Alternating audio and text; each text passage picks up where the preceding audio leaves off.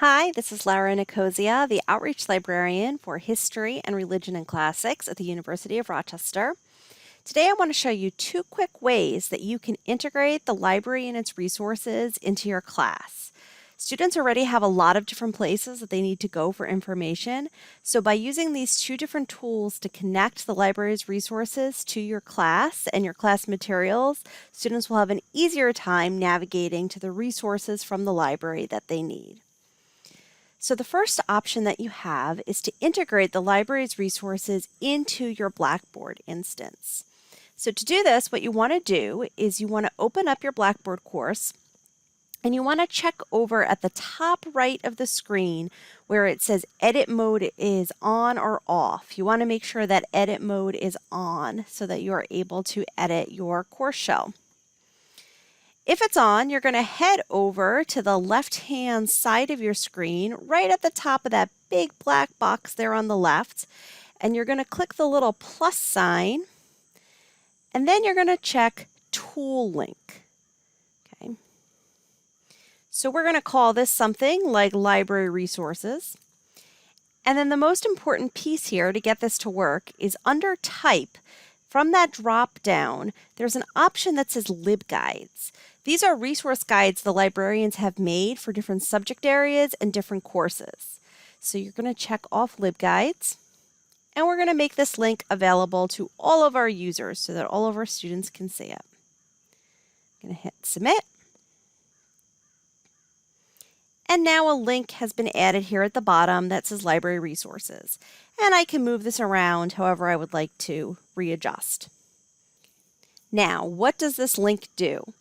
Well, there's a few different options. If the librarian has not created content specifically for your subject area or your class, then when students click on the Library Resources link you've just added, it's going to take them to a page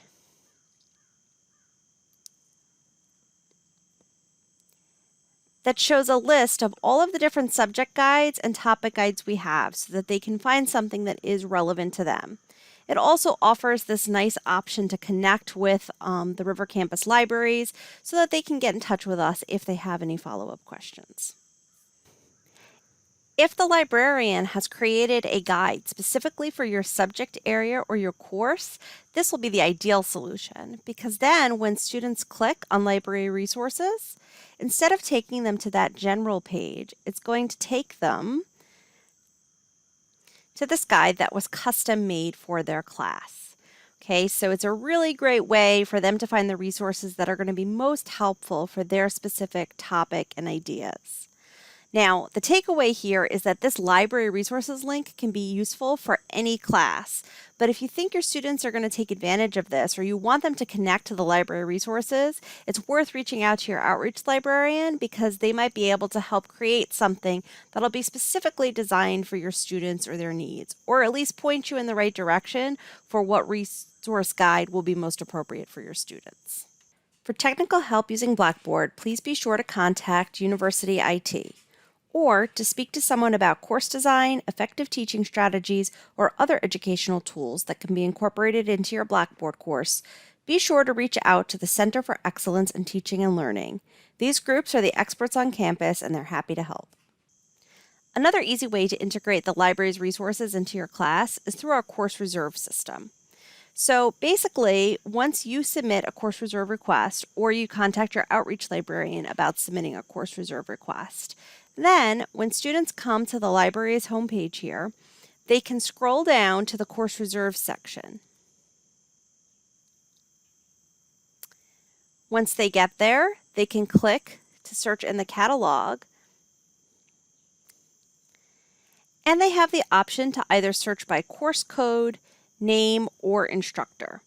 So for example, if I type in a name here that I see from the list for a professor and I hit search, it pulls up those two matching classes. They can then click on that link and it will take them to a list of all of the items that you have on reserve for them. So this is why it might be beneficial to put electronic resources on reserve as well. Yes, ebooks, journal articles, they're not physically sitting on reserve anywhere. In fact, we don't even have print reserve available right now. But by putting it on reserve for students, it's giving them another easy access point to those materials so that they can connect to course readings and other materials that they might need for the class. Remember, if you have questions about any of these services, please reach out to your librarian. We're happy to help. Have a great day.